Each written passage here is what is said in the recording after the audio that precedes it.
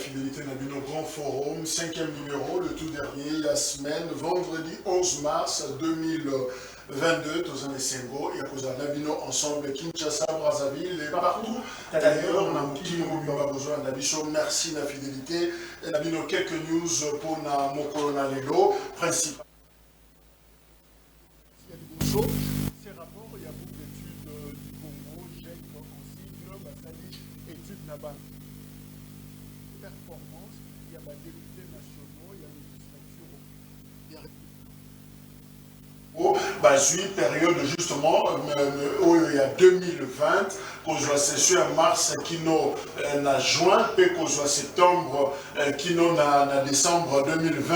Alors, on va constater simplement que 40%, il y a des députés nationaux, il y a Bisso Awa, déposaka, rapport na bangoté, vacances parlementaires, c'est-à-dire 287 sur 500 députés, bango bazana problème, donc qui n'a pas coûté la base était, ça l'a appelé rapporté. Donc voilà, tous les bisa déjà,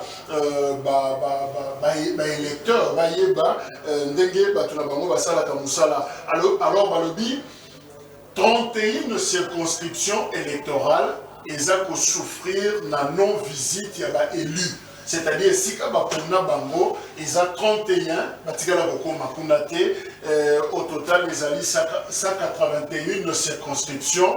Alors, ça 50 seulement. On les a visités, mais 31, Moutako Marakuna, Azate. Par exemple, Mwanda, Lukula, Luozi, na Congo central, Badolite, Mobaimbongo, Yakoma, na nord et sud, Ubangi, Isangi, Opala, Ubundu, Yaouma, na province Yachoko, je crois, ex-province orientale. Élu au Babima Kuna, il paraît, alors on a déjà vérifié, il y a circonscription Nini. Chikapa Nakasa, il va proclamer, selon cette étude, la circonscription électorale la plus abandonnée. C'est-à-dire, la période où on va salir enquête. Donc, Chikapa, Moutoua, selon cette étude, à Kinshasa, au total, il y a 55 élus, seulement 27 de Boujaka. Alors, par exemple, dans Lukunga, il y a 14 élus. Pour la circonscription électorale, il y a Lukunga, la ville à Kinshasa, au total 14, 5 seulement, de Pesaka rapport na bango, tout le reste, école buissonnière. Balobi na rapport on a les anciens membres du bureau et l'Assemblée nationale bango pekutu n'en parlons même pas ça na bango rapporté par exemple Janine Babunda 0 Célestin Moussaou rapporteur à l'époque 0 Obemina Kunjala Njoko ezaki président et Assemblée 2012-2019 à ta rapport na yemo côté à vacances parlementaires. Voilà tableau sombre il y a performance. Et peut-être que Baokendaga au-delà un jour, il y a Kolobanan, il y a Zoramalobanan, il y a Zoramalobate. Et ça, la Badimoussa, au Kangamoute, m'a fait 5 ans, il y a silence de mort et de coffre-fort. À Tikala Kolobate. Mais Libanda, il mon lobé Nabiso. Or, sur la Komikuna, on est grippe et Kangaye Mounoko, Azokura Kolobate. Et je crois, Toza, na une année préélectorale, et je sais que les électeurs vont checker pour Namina Bango pour que les élections Zakoya, en tout cas, ce n'est pas tout le monde qui est censé à parler du peuple. Michous Batika Latana Bovan, mais Michous Bakota parler du peuple. Je crois que. Et kozala eloko moko malamu sokoza compétent oui sokoza compétenté ne fût-ce que kokoma rapport aux assistants parlementaires futa kaye yo moko futa kayo frais soki ya biloko ni pesa bango wana mais comment tu peux être incapable ya kosala rapport kokoma kaka. Alors là, il y a un problème. Atteindre un manuscrit comment Luka Tabatuna cité, Bakomelio, mais ce qui est plus important, quitter la base na yo, solo lana bango, yoka bango, et qu'on a bien de toutes les façons, ça sert à rien à copier sa conseil, mais le peuple a sanctionné simplement en 2023, Bilongi Moussousou et Kota na Assemblée nationale. DG à Sonaïdroc, Bakangi et lobby, détournement sur base il y a rapport, il y a IGF, Inspection Générale, il y a Finance, DG à Sonaïdroc, déjà il faut rebengaï ex Azana Maboko et justice, Bakangi pour vérifier ce qui a yibaki, to a yibaki te, tout le bangon en français, ce qui a détourné, qui to a détourné, qui te, mbongo, il y a l'État, voilà, quelques informations, Oyo et Singelaki, Topesa, Nabiso. Il y a deux sujets, d'abord il y a Liboso, Boyebi Yango, Kanga, actualité. Félix Tshisekedi, est-ce qu'Azobela, est-ce que ça tabou, pourquoi ils ont ça la polémique, on en parle trop, président de la République. État de santé naïe depuis semaine au Mobimba, batuazo benga na ba téléphone, na ba langage codé, batuazo tinda na ba message ya kobatama, kobanga, mais c'est quoi le problème finalement et pourquoi les gens ont peur d'en parler? Pourquoi en Afrique état de santé à Bakondi ezalaka très souvent sujet moko délicat et très sensible? Vous sentez que même traitement na yango na ba médias locaux ça pose toujours problème. Je crois que tolingito réfléchir de manière très impersonnel par rapport à ce sujet. Est-ce que Joseph Kabila a zozonga na Bokondi? Est-ce que Maman Olive a eu mandat? Il y a pour préparer terrain pour Joseph Kabila Kabange. On en parle et on en discute justement. L'émission Oyo, numéro de téléphone est affiché. Vos réactions et zappé le bienvenu na émission Yalelo Toza Nande Konabiso Jean-Rémy Lileko, analyste de Jean-Rémy Mbote. Mbote Ndeko Jacques. Mbote na bandeko toza na bango na plateau, mbote na bandeko bazali na sima ya talatala, mbote na banso baza kolanda biso, merci mingi ndengo yambi biso poto lobela makambo o etali mboka na biso. Claude Ngoma, il y a nouvel élan, Zapena Bisso, Elongo a taliba question politique et juridique. Dans nouvel élan, il y a Adolphe Muzito, ex-premier ministre de Congo Mbote. Mbote mingi Ndeko Jacques, également Mbote na ba débatteur nanga ya Tongo ya lelo et que na koebisa déjà na opinion baebake initiateur ya parti Nouvel Élan Ndeko Adolphe Muzito autaki ozonga déjà na Congo mabele ya bakoko na ye esika autaki na mikili ya poto asali 3 mois et demi et donc depuis vendredi déjà azana biso et santé na eza très bien et voire même Nouvel Élan ezo kekende malamu donc tozo préparer offre politique na biso na maponomezo koya ya 2023. Orni Lenda Kanou azapena biso elongo ya zali mokonzi ya USCD ndeko Orni Mbote. Mbote Ndeko Jacques na PSP ba ko débattre na Mbote na PSP ba inyoso ba ina sina machine Mbote na PSP ba na USCD Mbote na ngina ba Samuel Omowa moke na makambo lobi ya bato ya Lukunga.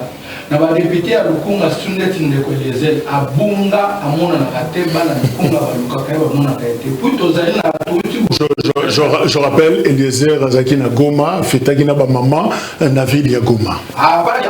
Aza parmi les 14 ya Lukunga oui. Ah oui avant que Goma donc aza muto abunga to ko to ba maman ko to na mo ba maman donc to lo la parité bani mais les appels na ba maman o baza na parlement o to tinda net bande ko na biso ba Christelle Wanga depuis kenda même électeur na ba a la chance ni asuka no ko ya député donc ba otila la ko voter à limwa pe abunga alobela a limwa to elisusu na Lukunga na ndeko na biso moko Samuel Tanda o makamuto ko lobela ya pont ya Kaluka makambo wana ndeko mboso baza na kati ya makambo ya détournement na pont wana ya munene za pont oyo ko relier ngali mana selima donc na koto wana ezali Kaluka mais mutabanda projet wana ezali ndeko Kimbuta ezali deuxième pont na kati ya pont na rivière Makelele premier pont ya munene ezali pont Lundabulu deuxième pont ya munene ezali pont na oyo kani oyo sangali mana selima mais na projet na bango ya Chile jelu bachaki pont na na kati mais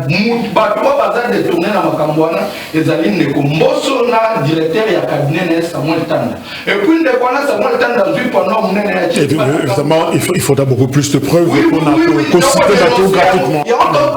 Et monsieur a suivi, il faut beaucoup plus de... La mission est sur le cap. De quoi Samuel Tanda pendant mon campagne na chel bana kaluka lobiete depuis ba voter aya chatike la bonga pano akoma ete toza la posa mai toza la posa courant toza la posa nini mbalo bo posa bisote mais pas la kaluka botuna bisoti na nini talati na nini ya bayi o to tinda na parlement tina nini to tinela na parlement yo zui kaluka ezali enclavé o zui pano chel biso a place ba konzo ba lekati nanya boyo mona o tikela biso ba elomina o kenda donc en 2023 ba tona tout ba bozala sanctionné et pas à peuple. Merci.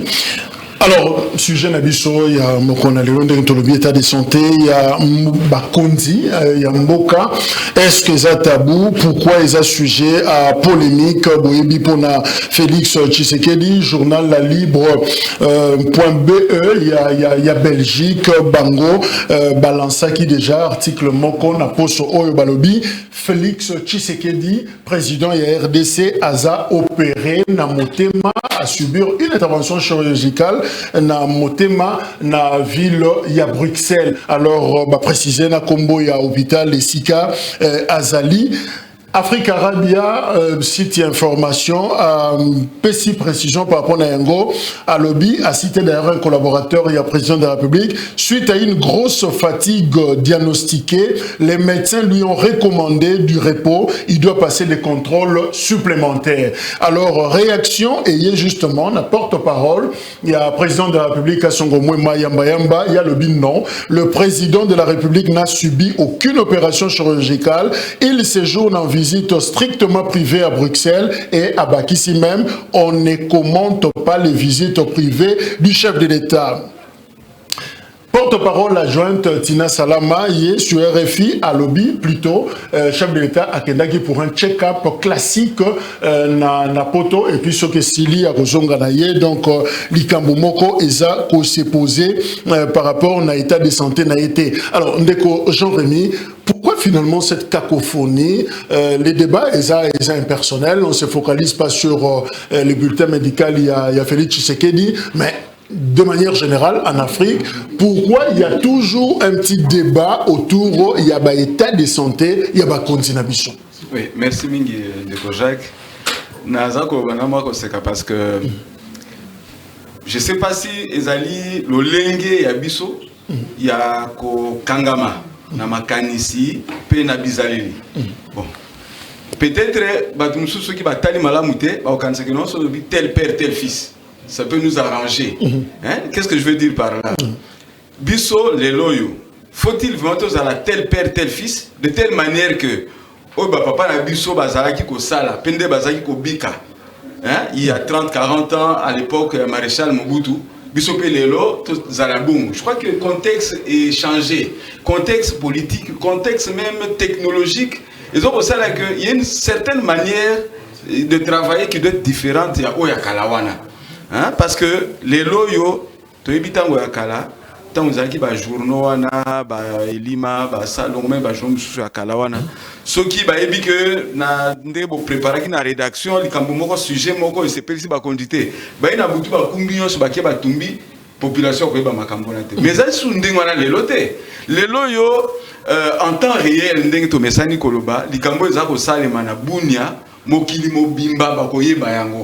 donc voilà, ça c'est Yami Yaliboso. Yami Balé, Biso Bato, tout ça, Nelobeli. Porte-parole à l'Obiboy, porte-parole adjointe à l'Obiboy. Je crois qu'il faut omiter à la Biso tout ça, la Misala. Quand nous nous rendons dans nos milieux de travail, dans nos postes de travail, nous passons le temps à faire quoi?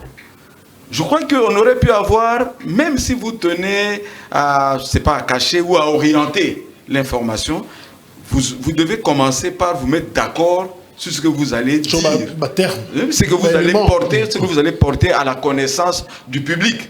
Au moins, même temps, il y a prenons Kumu Azana malade na kati andako.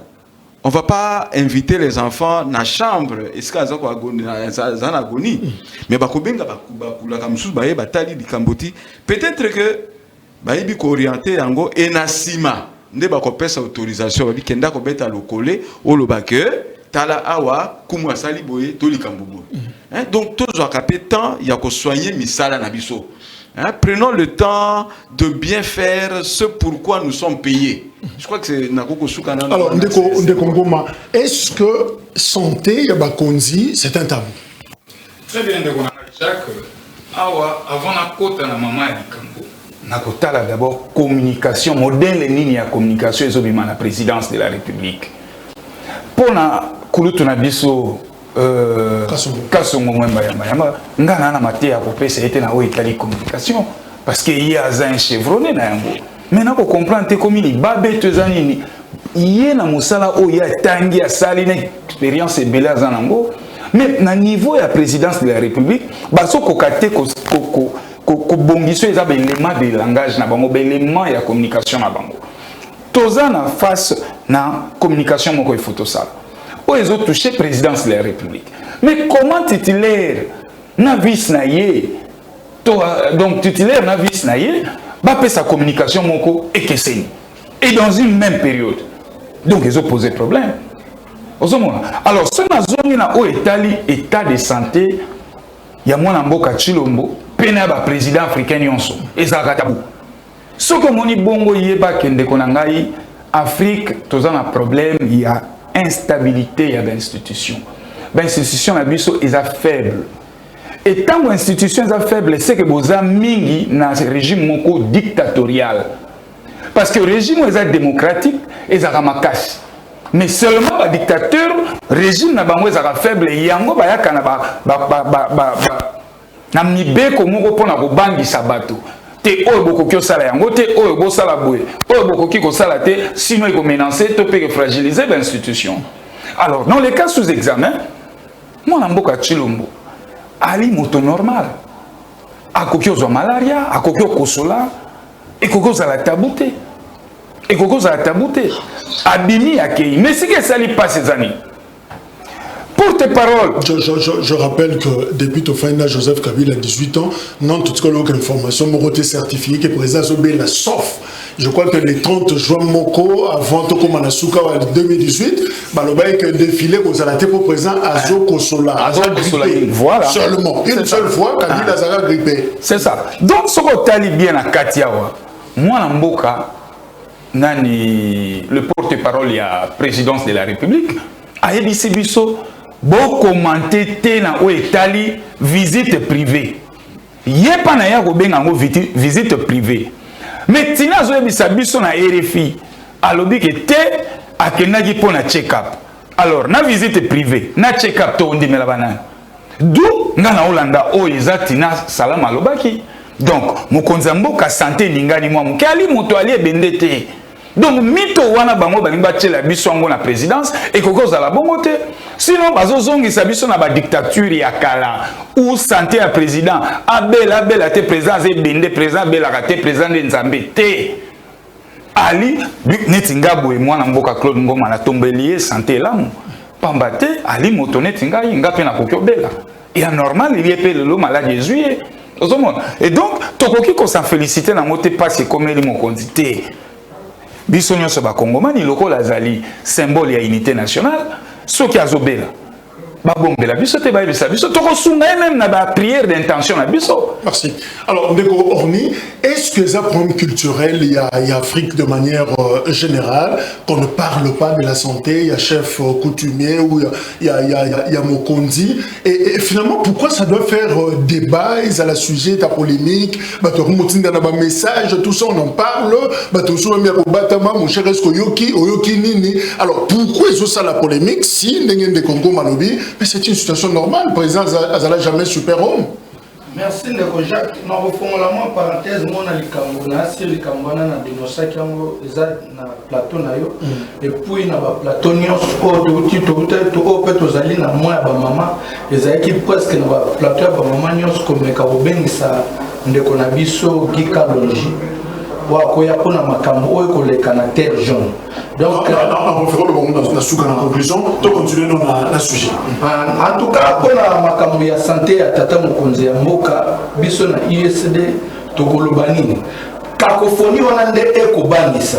Na ko rejoindre ndeko nanga maître ngoma na makambo ndeti ya lobi tata mokonzi wa mboka zali mutu ndeti mutu nyonso akoki kobela akoki nzoto akoki kosala mwa d'ailleurs eza kutu malamu mpo koyebisa bakongomani tosambela ye parce que soki lelo ye azwi kokoso tokota sino bacontexte mosusu d'ailleurs nzoka ye fo sante na eza malamu même soki aza wana okabila mutanoma ye toyebi biso nyonso mais azala wana au moins akumba biso ntina 2023 apesa maponami ya solo soki ye pa kozala na ye te apesa biso maponami ya solo oyo kopermettre mboka ezwa lisusu mokonzi mosusu donc mpo na sante ya tata mokonzi ya mboka ezali eloko bakoki kobomba yango te ezali eloko fo bayebisa bakongomani pourkui bakongomani bakosambela nde mpo na ye oyo nga nakoki Jean-Rémy Lidego, mais vraiment, dans l'histoire, il y a Congo, tout ce qu'on était en Congo, nous avons connu un président malade, Akoufa d'ailleurs, malade, maréchal Mobutu. Et comment est-ce qu'on a géré dans l'histoire? Parce qu'ils appellent le Kwasikaté, on a connu de par le passé, la situation à Bongo, on a connu de par le passé un président assassiné. Alors finalement, comment on a géré le cas maréchal? Est-ce que c'est différent? Quelles sont les leçons finalement à tirer? Oui, les leçons à tirer, il y a Liboso, Ndena Dobaki na Bandeli, tel père, tel fils, on dirait que Bisso Tozali na mentalité motolingue évolution.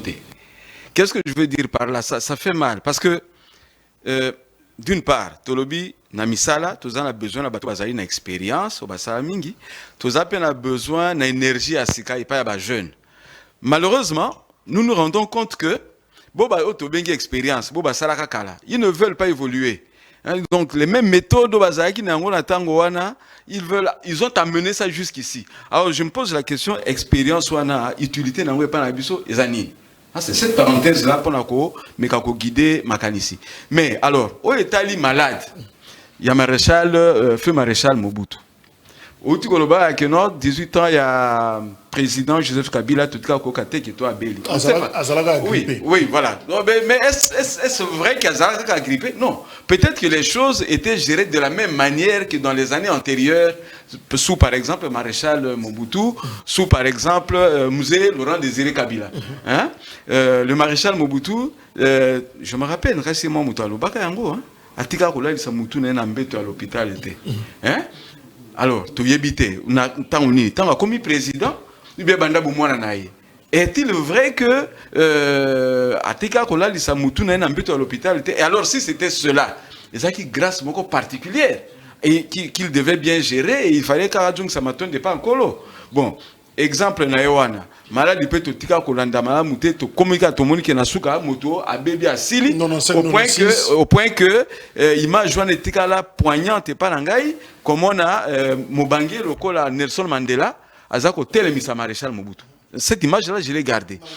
Voilà, Yami Balé Musée Laurent Désiré Kabila. Moto ça comme qui n'a pas si peut-être pour des raisons il y a sûreté de l'État. Totika la peine à phrase à Kouloutou Nabiso, papa Sakombi Nongo, oh, Mokonzi Azoki. Mokonzi Azoki, et puis, après Sibinombote, et puis finalement, oh, Mokonzi Akoufi. Hein, voilà. L'ancien président Joseph Kabila, bon, Atika Kobel, mais moi je ne pense pas. Certainement, ils ont géré de la même manière, oh, il y a les loyaux. Je crois que. Et bon, mais ça nous rendrait quand même quelque peu ridicule. Likambo mboki mbabayebi. Ce que bino nanda qu'on a vu papa Nabino a kende qui c'est l'image hein dans l'unité sa coïncidence totale. Hein? Papa Nabino a kende qui na capella. Hein? Exactement na capella toko peut-être ko partager moi bière na bande ko baninga. Bongo à partir ya kuna Abeli, asali crise de tomber sana koloba. Bakumbien à l'hôpital. Puis ba yebisi bino nandako. Mama landi na l'hôpital. Bino siko bano botika ni nandako awa. Bobite papa na biso te papa zana na musala. Papa zana na musala. Problème mais ba yebisa ki biso que ba benga ki mama ki hôpital azana mama yemo te papa zana musala, il y a pas de problème. Alors, s'il arrivait bon, par malheur te mais s'il arrivait Kazalate Azalate, maman zako zonga na kolina. Boko lobake, ezalaki nini, boko yebisa biso likambote, boko yebisa biso likambote. Donc je crois que ma mentalité mususu etsengeli tikala. Toi abandonné yango, tu veux histoire électrique pas na président Ali Bongo, hein? Bah wangana likambo moko te mais là tout le monde a azo kambana AVC ya kotenga mapenzi voilà hein siko to lobiso to kamati langage ya biso bana mbandaka to ba koma etumbe mais ba ezana mokolo bandaki tant likambo za ko sa bobite il n'y a rien donc je crois quand même que par respect aussi par respect pour la population à laquelle vous vous adressez hein tout le belate na ndenge ya kotiola mais tout le bela population di kambo ndenge zali que non voilà awa toza boye basala nzambe bazali ba nkumu ya mboka bazali bana mboka en général non to sambela pona tata mokonzi ekolo poto ebake atungisa makana likambo boye peta ngo mususu moi maloba moke ata ba tradi praticien na biso mususu ko ebake te maladi wana bon me maina poto te boya na ye pa na ngai na kopesa ye kasa ya manga na kasa ya avocat akobika. Mais Claude, est-ce que la population a un droit, il y a un bulletin médical, santé, il y a un Ben oui, elle a un droit parce que la population est d'abord, et la population a la santé, il y a la cambinaï. Tokopi otika mythe te pamba te kolo to nanga otiko beta a otiko pesa biso exemple moko o ezali ya bongo ba traitenaki yango mythe en interne mais ba média internationaux n'y ont pas relayé qui information selon laquelle que voilà président Bongo sala qui AVC le lope pas na biso to na ndenge moko na katia ba ko entretenir biso flou mais ba média na ronda voisin à un moment je crois qu'on est passé oui, Paul Kagame également mais ba tikala kondimate voilà donc ils ont ndenge ya ba chef d'état africain biso na Afrique mokonzi akoko belate mokonzi ali nzambe te et ali bongo te pambate tant que yoko kamba bato bakomona en bonne santé mais ce qui peut santé lingani mais communication ya malamu il fait ça communication malamu ezana neto abiso les lois wa boy balobi na biso visite privée balobi na biso check up mais ba média international news balobi na biso il s'agissait donc lelo bako sala opération de lelo ndazo kota na salle d'opération mais non na o elobi RFI na o elobi biso anakati tokondimela nani donc genre la communication wana ezoko donc RTNC pour tous donc voilà n'a chité awa to son problème moko mona mboka matata poni santé na EPA malamu te zoko senga chaque fois autorisation de sortie mais ba ko pesa empoisonnement voilà na minute toloba no auto tenir émission santé na eza vraiment malamu te santé na eza toujours dégradante vous voyez mais pourquoi bako privé couper ça y est autorisation de sortie mais kabunda kosolika ka soki deux fois Dieu ayi genou soki genou na kosolika ye wana na éviter na miracle nini azui autorisation de sortie accueilli mais ya matata ponyo mapon bako boya couper cela yango pourquoi deux poids deux mesures. Alors ndeko Orni, est-ce que santé à Mokonzi est cette situation normale ou situation exceptionnelle na fonctionnement il y a un état? Oui, c'est situation exceptionnelle parce que Zali yende mutako kamba biso. Na uta koloba awa lelo osoki ndeko to souhaiter te azalate. Mais lelo soki tombe ke ndeko chilomba zate. To komisio na makambo mususu. Donc c'est-à-dire azali mutu moko oyo mais on dirait que les textes sont tout prévus, non? Oui, on a vu makambo wana to koma. Au moins que koma makambo mususu lisusu. Tandis que makambo auto zali tia zali boy to na makambo to ko yeba déjà que après 5 ans mapona 5 ans mapona mais ce qui a zaté et comme makambo su tant mutu wana ko ya ko sala au texte est prévu donc quand elle sous makambo su yon to bi que to koki ko koma na makambo wana mususu te donc c'est-à-dire santé mo konzambo kazali mutu ndeti mutu nyonso et to kongani nyonso azala droit ko yeba ngo yon biso na ISD to ko lobaete il faut te gouverner autrement donc tout doit changer donc c'est-à-dire to s'adapter ndenge ba pays mususu eza ba pays occidentaux ezali soki mokonzambo ka maladie ba koloba yango ke mokonzambo ka za maladie to ka ngona ba information ka Macron le loi la muki bien te bona donc c'est-à-dire permettre na ba sel nzambe na ko wana ko rejoindre Macron qui Covid ça qui annoncé voilà c'est retiré qui voilà nanani Angela Allemagne qui peut frapper plusieurs chefs comme ça. C'est-à-dire, mais abiso yango donc presque kulutu ngoma balobi presque tout. Donc c'est-à-dire biso tozali toujours tokolanda obelelo tozali na kati ya dictature. Donc tozali na ba régime moko o ezali ete bako luka ko mema nyonso na ndenge ya kuku na ndenge ya kubatama, tandis que tango yo koma autrement bino mo boyo simba mutu nzoka soki tolobaki peut-être un mutu moko aza na Congo a soigner la maladie, on a peut-être un mutu moko aza donc c'est-à-dire faut to gouverner autrement, pratique wana tout ya mabe wana tela tina ete biso tozali toloba ngo toujours que de rechulo mwazali mwana bana ba mombutiste, donc c'est-à-dire bazana manière na bango ya omone la makambo par rapport na 21e siècle tozali bango ba toujours na ba pratique na bango ya kala wana bazana ngo mutalinga voyager état de santé na eza mabe ba komi ko privé ye boy na boy mais ya bango moko privilégié, donc c'est-à-dire ba pratique wana il faut ici là Congo ezali mboka na biso nyonso mokonza mboka soka zali santé na ezali ko permettre te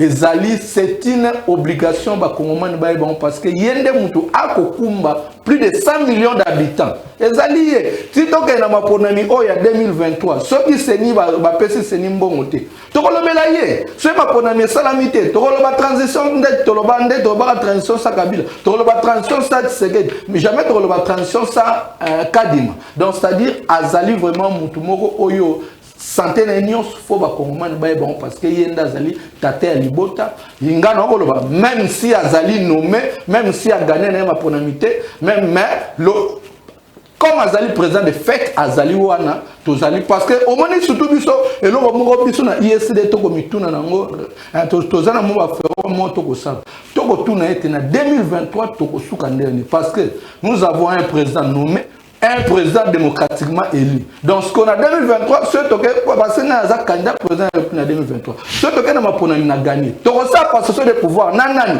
de Gochilombo tona parce que pour ça notre campagne, je crois que ça viendra avec le temps. Nous informons d'abord que le président Félix Tshisekedi depuis dimanche à Kendaki na Belgique, na Bruxelles, a seulement accompagné la maman première dame Denise Nyakeru, na secrétaire particulier naïe de Esika Bazali. C'est tout ce que nous savons. D'abord, pour la information, on a de Congo, une petite parenthèse, un boto, quand on a deuxième sujet.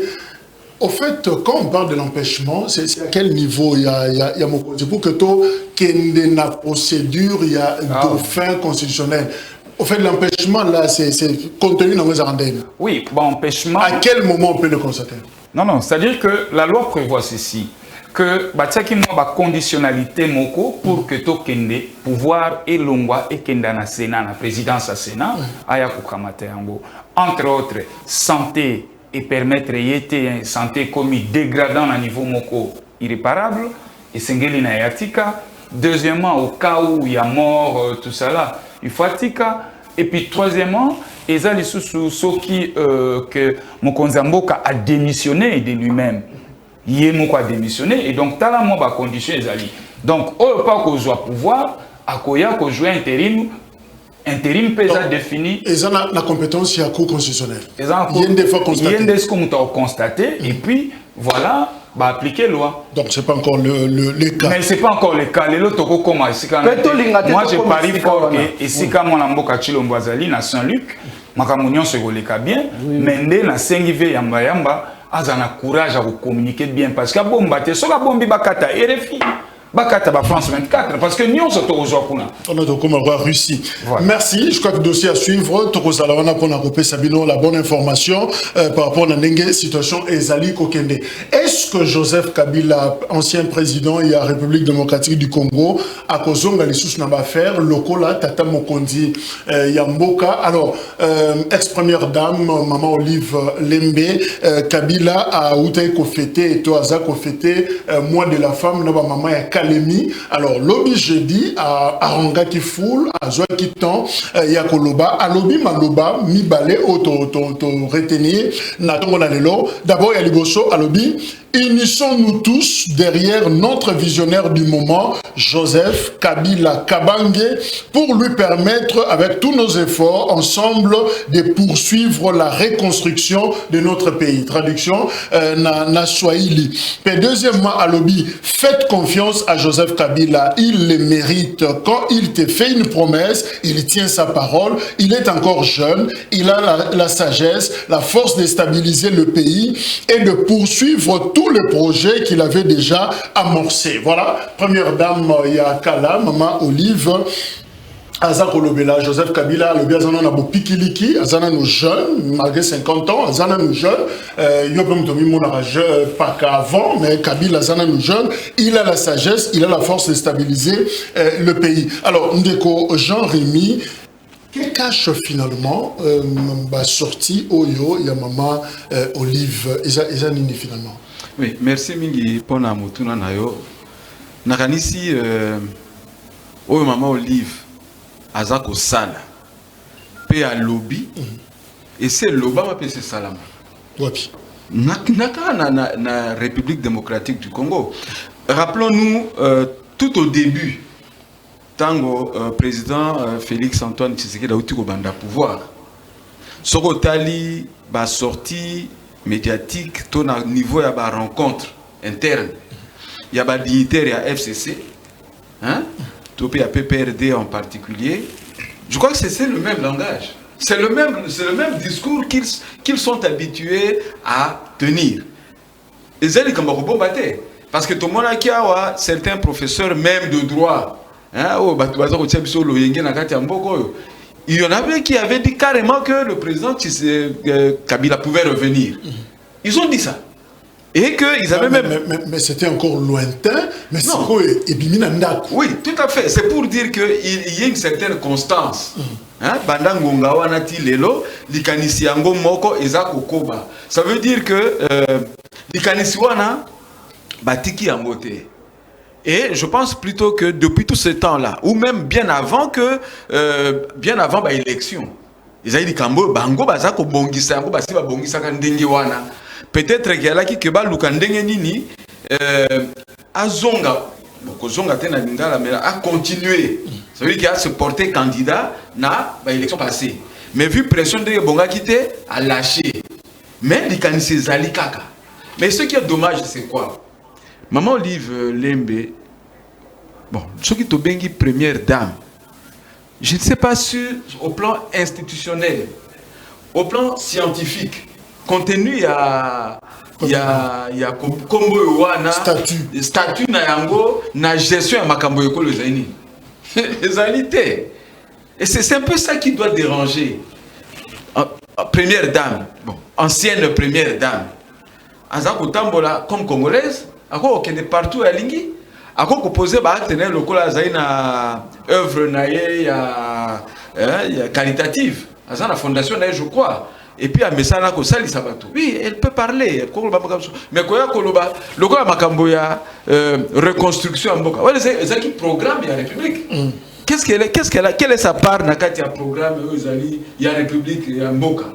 Donc je crois quand même que ça crée malaise, et maintenant ce qui peut le bien avec va interpeller et comme un problème. Il y a certaines choses où il y a des fonctionnement de l'institution. Alors, de Claude, appel à l'unité, unissons-nous derrière notre visionnaire du moment, Joseph Kabila, pour lui permettre justement de poursuivre la reconstruction. Quels sont les dessous de cartes de ces prises de position et Olive Lembe? Bon, Ghana a beaucoup plus dans le volet politique, mais dans le volet à droit. Du point de vue de droit, ce que la constitution est la clarté. Nao Italie, ancien chef de l'État. Voilà. Constitution est lobby, au Kosa lobby, mandat, mi-balé ici. Donc, mon corps renouvelable une fois. Point barre. Maintenant, tu réfléchir. Dans le plateau, les téléspectateurs, on essaie un peu de réfléchir ensemble. Kabila a longué le pouvoir. Avant d'une bande de touche, 5 ans, c'est-à-dire mandat mon collègue. S'occuper, moi, je suis à cause deuxième mandat. Avant d'une bande de touche, 10 ans. Mais après 10 ans, donc Kabila, à la soixantaine, à Kokyo ya ko postuler. Lui peut qui s'y amote. Mobeko lobby, une fois renouvelable, point barre. Mais le lobby est que de manière noire sur blanc, que c'est lui qui a été déjà chef de l'État a coquille les sous-kozonga sous. Dans son bignou qui libère. Mobeko lobby amote. Dans la difficulté, tu as la ranamo yangwana. Et donc, si on a un volet politique, je veux juriste pour ça, rabat tout vraiment. N'est-ce pas qu'on a battu le instance compétente. Finalement, ça va Congo pourquoi? Alors, si on a un volet politique, vous devez comprendre que Olive Kalembe et Kabila, c'est légitime pour naïe à Congomani, à zo battre kaka, ba troupe pour l'intérêt. Il y a famille politique comme Mobali, il y a un visionnaire à Congo. Mais ce qui est intéressant, l'air Assali appelle à l'émission. Bisogna soba Congoman et Tosangala. Mais Tosangala pour la sima vision et à moi la moka Kabila te. Tosangala pour l'intérêt na biso ya moka. Tosangala pour total la maladie aux obéla Congo ezali. To poser diagnostic ya bien. Pambate yé o ya lobi na biso mais Kabila zalaki à 18 ans. Pourquoi ba projet na koka ko silisa na bote? Pourquoi Koka Kosala Yangote? Et donc, hier a commis Lelo, Azal sous première dame, Lelo a commis Azal Moisi, ancien chef de l'État. Et que la statut n'a pas coûté des statuté, donc dans le banque a statut du point de vue à mariage, tout ça là. Mais à côté ce qu'on a, Kazaka politique, à commis ce qu'on a la politique, n'a pas source n'a sur à Kosuka quand la calamité, à Koyati, Baba Kongo Kosala tourner. Alors tourner à Kosala. Ce qui est mon candidat. Le problème est à Congomani. Ce qui est à la moi la mboka Kabila Kozonga. Il y a problème. Mais mon béco c'est ça la difficulté que nous avons. Alors, monsieur le candidat, nous l'avons encore confirmé. Ndeko Orni Azanabiso na plateau pour la 2023. On sentit déjà que adversaire Moko Azako s'afficher. Est-ce qu'on peut prendre au sérieux la prise de position? Il y a Olive Lembe. Est-ce que Azo Kenelo comme logique Moko peut-être sérieuse ou est-ce justement à lobby naie kaka? Comment est-ce que vous avez un message? Merci Ndeko Jacques. Nako bakisa na eloko o maître ngoma lobby moi mukie. Balobi au sali mandat moko renouvelable une seule fois. Donc c'est-à-dire après ceux qui déjà OK au commis sénateur à vie. Donc c'est-à-dire si déjà commis sénateur à vie et ngelo ba été ozonga li sousté na bokonzi yango wana donc c'est-à-dire yango wana te wana continue le débat interprétation. C'est vrai que ça matière la mission de l'OT.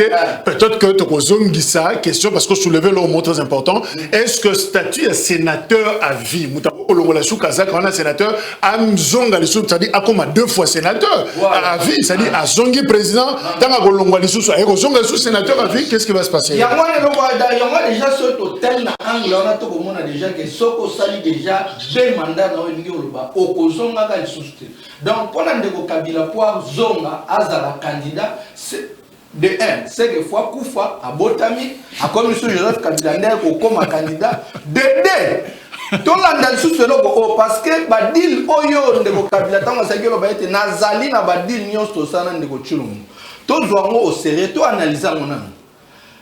Tout le monde de Gonabiso Mogon, autant la communauté soit une bika et soit guinini. Bah, y a ma cagaton comme après à ma connaître, bah, y a ma cambuya. Mandat elongwana quinquennat comme on a 7 ans. Donc c'est-à-dire elongwana 5 ans comme on a 7 ans. Donc c'est-à-dire ceux qui déjà te bouger constitution na biso, ceux qui bouger directement te côté na 4e république. Donc ceux qui côté na 4e république. Et puis si malamonde de Kabila puis faut il y a ozonga za comme candidat. C'est-à-dire compter à 0. Voilà, donc c'est-à-dire il y a une place na biso to comme on a été ezali budget. Peut-être il y a ville là-bas entre Ndeko et Ndeko Kabila. Ça veut dire quoi? Sting Bikaï, c'est vrai, Azoko soutenir prise de position il y a de 5 à 7 ans, il y a mandat présidentiel. Mais est-ce qu'il joue le jeu? Il y a Kabila pour dire que Tozonga compter à 0 pour que couloir Moko Fonga finalement ancien président Zonga. Voilà, il y a moi qui ça analyse dans ma cambouane. To yeli sous ce tozu makambu ya maman Olive Lembe. Tokaka ndeko na biso Chilombo alobaka ete na ko souhaiter après ngai mwana mwasi nde aki aza mokita nanga ndeko Chilombo aloba mona est non aloba ya ko souhaiter après mwana mwasi nde azala mokita ina donc peut-être ezali ba couloir ba tourner maman Olive Lembe ako sala peut-être ezali ete tout biso tout que na contexte ya ba deal na bango peut-être ezali ba deal na bango nde basaki ekozala Kabila te ekozala ba kotikila nde maman Olive Lembe donc c'est-à-dire na nyonso o wana ya mobiso to bosenga bakongomani tozala président souveraineté zali na maboko ya peuple donc c'est-à-dire ndeko Kabila ndeta sala gide mandat na déjà à cause de la cité donc c'est-à-dire mutu o apesaka pouvoir ezali peuple donc na 2023 peuple congolais zalande makasi ya kozwa bokonzi na ezateka poso toki maman Olive Lembe nda ayi akomi présidente na mboko na 2023 to loba ete ezali deal na bango ya yena Kabila ba yi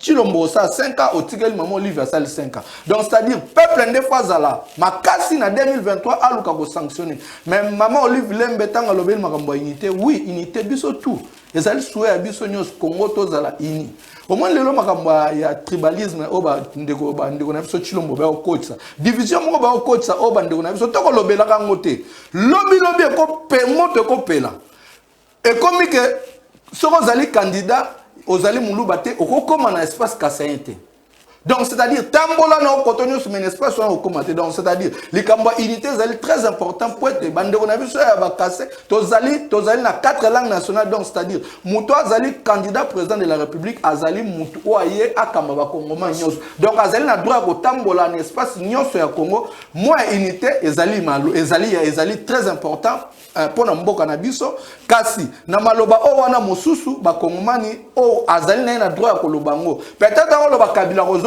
Rozonga peut-être il y a combo ya Kabila mais na mutu egoza Kabila. Merci.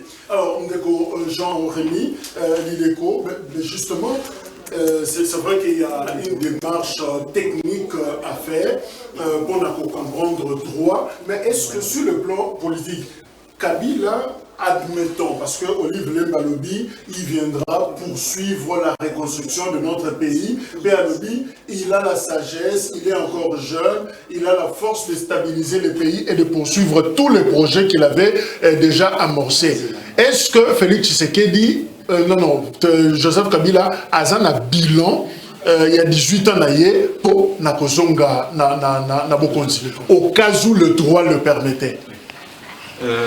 Merci mingi pour na motuna na yo. Eza pasi. Pourquoi naza ko loba boye? Parce que tant tozali bato. Ezalaye madame Olive Lembe ezalanga ezalayo tozali bato. Et de quoi toza bato? Moto mokote. Il y a que le Christ qui du haut de la croix a dit tout est accompli. Donc moto mokote bon, on a évité parce que j'aime la misala, tout ça, la projet, mais très souvent, il y a toujours un écart entre ce qui avait été prévu et ce qui a été produit. Bango, Aza congolaise, président Kabila Aza congolais, etc. Asali Moussala, Koutou a dirigé Mboka pendant un peu plus de 18 ans. À Bandaki Nabomouane. Le peuple congolais, nous lui restons reconnaissants, Namisala Asali. Seulement, nous pensons que, et puis même avant qu'il te fasse un jugement, il n'avait pas 14 personnes pour Nakotonga Mboka. Il n'avait pas 14 personnes. On a habité sur Azaki Nabango 5. Mais le résultat est là. Pourquoi tu as je peux citer Makoba, Makobola, Nabanane. Maman lui va moi aussi. Makobola, il connaît le pas maman à Congo. Faut-il oublier ça comme ça ou comment tu as le balayer? Non. Tu es dit ma camboza le Canada est tilelo. L'autre coup n'a état de siège. Maman Oliva est bien go. Le président Kabila est bien go. Ce qui te même ma camboza 5 chantiers. Oui, 5 chantiers. Lequel des 5 chantiers et c'est Sala et Pesa et Salama tourne à 90%. Et puis lequel des 5 chantiers et Salama à 50% à travers le Congo dans son ensemble. Exactement. Asalaki Mosala, Asaliaye et Koki. Et c'est ainsi que j'entre dans l'aspect Angoana Yamobeko. Balobi, Osali 2 mandats et Koki. Oui. Tolukasu Makambusu au fungo la porte na simate. Osali 2 mandats et Koki. Asali 2 mandats et Koki. Akoma Azali conseiller azala conseiller actuel chef de l'État expérience na yé à les carapé mongo surtout na télévision voilà quand je vous avais dit que je n'avais pas 14 personnes pour la kotonga mboka c'était à cause de ça et de ça et de ceci bino bato bozana à pouvoir lelo faites attention sur ces points là motoloko la ndeko na biso excellence honorable Mikael azaki ministre il y a Joseph Kabila azaki pe ministre à lobby awa mais aibi mosala sali biso na Congo nous avons déficit moko faiblesse munene tolinga koyeba histoire ya mboka te hein yé moko j'entre ezali vie privée parce que ezali ka vie publique na ye ngala za ko tala sika tozela so na tala sika siko na onatra je crois qu'il vient de là. Alors tout ce parcours ya saliwana kolongwa na onatra na syndicati lelo koma ministre ils ont moqué ils ont ébélé il peut s'arrêter là. Il peut se contenter de ça. À ça, sali mingi, à viper mingi, à se pelanango. Mais je crois que pour conclure, n'a ramassé rapidement to bandaki. N'a mandaka tozako de la conférence des gouverneurs. Moi de mars c'est en gros. Mais quand vous ne voulez pas nous dire la vérité sur ce qui se passe à la présidence, conférence de gouverneurs to mois de mars notamment. Hein? Donc, président est-ce que vous savez les mateurs voilà, avec tout ce qu'il y a comme marque. Vous n'allez rien arrêter. Ok, alors Ndeko, Claude Ngoma, rapidement, Flori Boitouka, région de Bisso, il y a eu de pèse, Retard Makassi, Marosa Bisso place à Koutibisso. Est-ce que le cas, il y a Congo-Brazzaville, par exemple, le voisin immédiat, il y a RDC, et Koki, Lobabisso, sachant que je suis sorti, je crois que c'était 92, 93, Pascal Lissouba a zui, et puis finalement 97, sachant que je suis revenu na pouvoir. Ces retours, il y a président, il y a Kala. Y a-t-il un bilan où il faut justifier les lots retour, il y a Joseph Kabila? Bon, dans un sens, parce que Congo-Brazza, ils ont une réalité, là c'était les intérêts des quotas qui en ligne de compte, mais pas dans un terrain politique. Il y a un moment où ils ont insisté toujours. Tellement que dans la constitution, ils ont clarté. Et ils ont limité le mandat du chef de l'État de manière claire. Au cas où on a la politique, ils ont la cour constitutionnelle pour interprétation. Nous avons déjà sénateur à vie.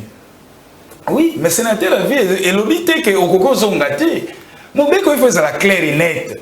Balobino sali deux mandats, point barre, yo tigali sénateur à vie, au côté Kanaka, les sous Kozonga président de la République. Ce qui me dit que le dit à vie ouana, et ça est scellé déjà sort n'était pour dire que ça dit à vie la les oba éternellement. Bon, mon bimba. Oui, mais bon, mon bimbo tigali sénateur. Mais est-ce que sénateur, au coquille qu'on peut sa candidature à la présidence de la République? Non. Les sénateurs simpleté est exceptionnel. Mais est-ce qu'il faut que tu aies quand tu as la carte, il y a un mobile quoi, et ça l'a raté flou. Non. Sauf que c'est là article mon lobby, au sali deux mandats pour nayo et sili au kozonga les sous-souté. Point barre. Pour interprétation, la loi est claire.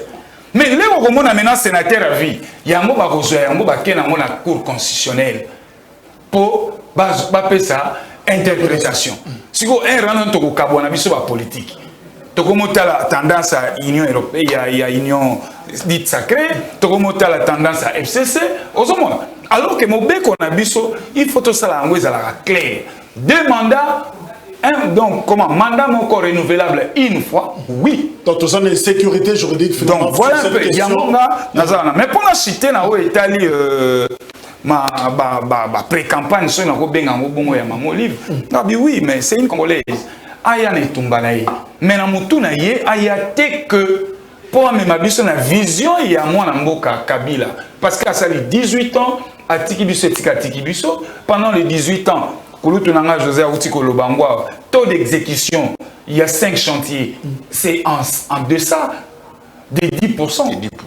Voyez-vous? Donc, même où on a les locaux, on a des sous-soutenus, qui étaient soutenus, ce qu'il y a pour venger projet Wana, abundana mais kabika katano otoka kutana na politique aya la biceps n'est tant que femme. Alors Florian peut-être à côté na jeu na rappelons qu'à France on réagit, ils nous sont tous derrière notre visionnaire du moment Joseph Kabila Kabange pour lui permettre avec tous nos efforts ensemble de poursuivre la reconstruction de notre pays. Faites confiance à Joseph Kabila, il le mérite. Quand il te fait une promesse, il tient sa parole, il est encore jeune, il a la sagesse, la force de stabiliser le pays et de poursuivre tous les projets qu'il avait déjà amorcés. Maman Olive Lembe. Bon, Ndeko Jacques, c'est vrai qu'on ça présenté nos excuses dans retard, puis na pisi moté na bako débattre na plateau. Et c'est vrai qu'on ça bateau na moi histoire na Sun City. Rapidement parce que et bien évidemment on a mingi logique ya constitution ezalaki to kenaka na maponomi. Lolenge ka moko ya kozwa pouvoir ezaka na maponomi. Ndebare batsukisi mandat ya président Mibale. Balobi na kati ya conscience soko silisi okomi président okomi sénateur à vie. Ah faut que ça ba kongomani. Tozande na courage té ya koyebisa ba leader na biso que faut ça la deux mandats. Mboka ya 90 millions de personnes. Pensez-vous que Kabila c'est un sauveur de ce pays? Maman Olivier est un sauveur en Boko. Bazagi na 18 ans, ba mettre gestion en Mboka na bango ezali caractérisé par des terreurs. Tozagi na Mboka oyo ko lobaté. Toi na mboko ba fausse commune, toi na mboko ba kunda ba congélateur. Maman Olive na Kabila bazala qui va président na mboko. Kabila souki si manal dit ce que je n'ai pas pu faire, on a coquité. Ce que j'ai échoué zali que na koki ko bongo la congolais. Boye ça a kozo ma po ya ko bongo la nani. Na banza ko akozo ma po pe abosala ki eloko nini. Abozo ma po na 500 na personne avec ça mo ndeko nani. En toute rationalité, Mouzitou premier ministre, Mouzitou a créé par condition pour l'administration publique pour que chaque trimestre, ce qu'on appelle la liste additive. Nous aussi ça m'a un paiement à la fonction publique. Maintenant, pour nous remplacer Mouzitou, maintenant pour nous prendre l'arrêté suspendant ces procédures-là. Kabila Silisi maintenant n'est pas pour nous 500 000 fonctionnaires impayés. Il a même méthode, 500 000 fonctionnaires payés. Quelle est l'administration publique? Les agents sont là-bas, ils n'ont pas de prix, ils n'ont pas de salaire. Bazar a 10 ans, 15 ans, il y a une entreprise de Nyonso. Awa biso tout kututoye, toza komeka kobunda poto résoudre le premier pays. Nabanza ko ce sont des propos de Maman Olive, discours na engagé yemoko, mais azala ce qui est bien, azala très ouverte, aloba. Na zozonga, yenda zozonga to Kabila na zoya, poto kuta na seconde terrain politique to betana. Pourquoi? Parce que Malobo est clair, hein? non, c'est clair. Alors il a la sagesse, il a la force de revenir pour reconstruire. Mais il faut la na makambungo Malobi. Parce que souvent, en même temps, tu opposé candidature, tu as une interprétation en cours constitutionnel. Il ne faut pas intimider les gens. Nous avons une cour constitutionnelle. Au début, Nathan régime à Kabila, député pays, na politicien aider Mbokate. Ndeko Jacques, il fallait qu'il tout ça la loi organique. Il y a vrai sur le statut, il y a ancien chef de l'État. Surtout qu'on interpréter nani statut à sénateur à vie, qui est quand même l'encadrement. Est-ce qu'il y a possibilité? Est-ce que pour les jeunes, Maïki peut qu'à jeune, Tabimi peut qu'à jeune, à gagner peut belé? Parce que s'il faut lister, Makambu Kabila Kouta na Moko Ndeko Jacques, na 2003-2004, bailleurs de fonds mettant à disposition sur 3,9 milliards. Tout ça la baraille, tout le monde hôpitaux, tout le monde école. Kabila Bimiti 18 ans. Est-ce que vous avez un kilomètre à rail? Oh, il y a ça là qui n'a pas na 2006-7, va retirer biso confiance ou la coopération structurelle pour la ligne. Bon, on so va checker la disposition, so bali yango ba iba yango. Bon, en fait, na lobi bo ngapo nanga. Maman Olive za la claire. Na peuple d'Azanani, qualité ni nazana, on peut te baner à se tirer. Et puis Joseph Kabila a mimoni ça publiquement que Azali solo président même. Il y a peuple, je suis mon président parti politique, à l'Obarate, à la réunion parti, à signaler l'eau parti. Je crois que c'est une distraction. Tout ce qui est Azali prêt à concourir. Est-ce que Bazo peut parler terrain pour la Kabila? Les silencieux, ils gardent toujours silence taillé, ils ne parlent pas.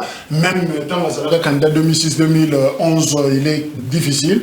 Il y a Koyoka Kabila à l'Oba, peut-être dans la dernière minute, 2018 à l'Oba, il va respecter la Constitution. Alors finalement, est-ce que Bazo peut parler terrain? Est-ce qu'il a quelque chose? Il y a Kozonga, les sous le lot, ou à brandir et pas le peuple congolais, c'est du rien pour Kazonga.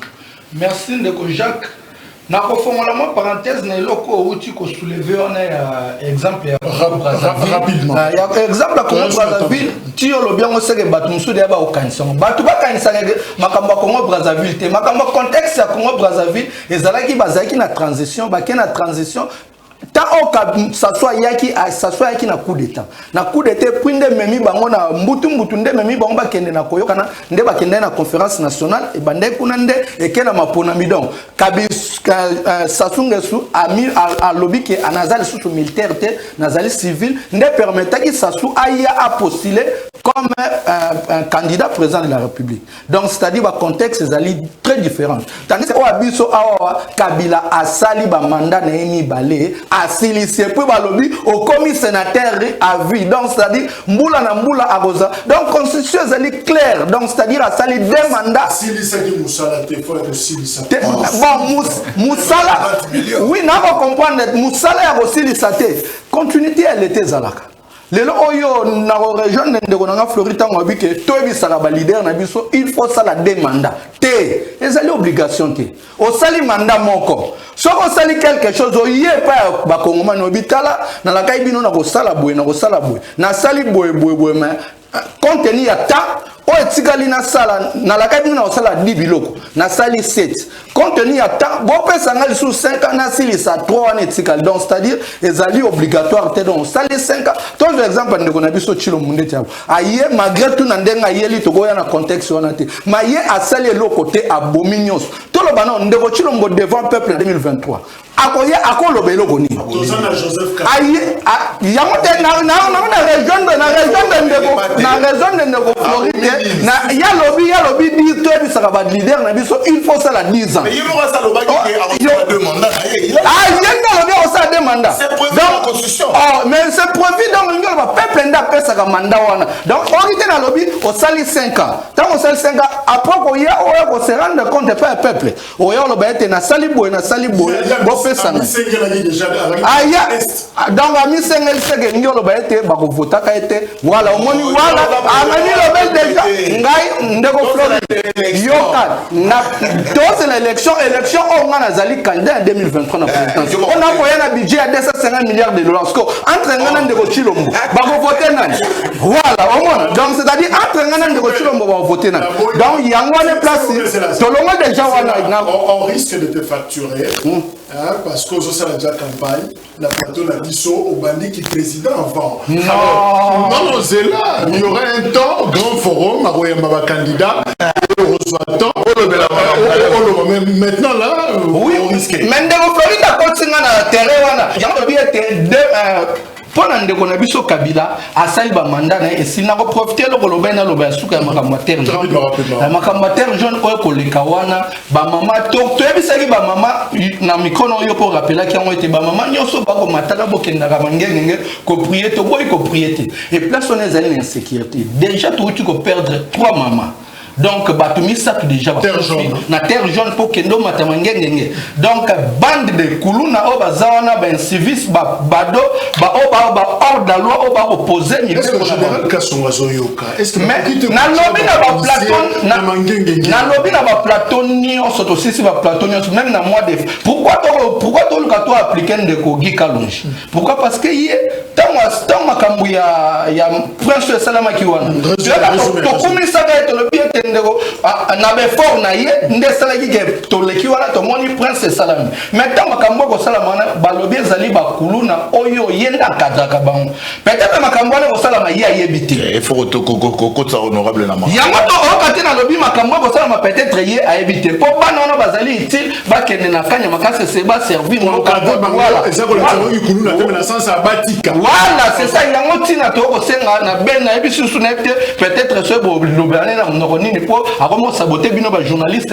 aya pote to luka nini to ko sala to luka to succès wana parce que to perdre déjà voilà to ici ndeko Floride boni président non président il va très bien d'ailleurs ko lobi to lobela gango ko soki mokonzi mboka akei na voyage privé bakoki ko commenter voyage privé te bolanda que tweet ya opération non aza maladie te aza bien très bien porté et très bien portant Et check-up c'est tout à fait normal, ils sont tout ça la Rayango. Et lobby n'a l'année qui tweet et porte-parole au gouvernement, le président se porte très à merveille.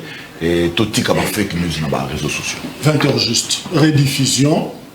Tokoutani, semaine prochaine, Tosuksiwana, grand forum, c'est fini. Merci Orni, candidat, Torozoyo, dans la campagne de Robanda. Merci Flori, UDPS, bien qu'à commune arrêta, mais à ce même temps, il a remplacé un mot. Ndeko Claude Ngoma, il y a un nouvel élan. Merci également. Merci Nandeko Jean René Lileko. Merci également Nabino, vous avez belé. Il y a qu'à réagir. Émission disponible sur YouTube. Au revoir.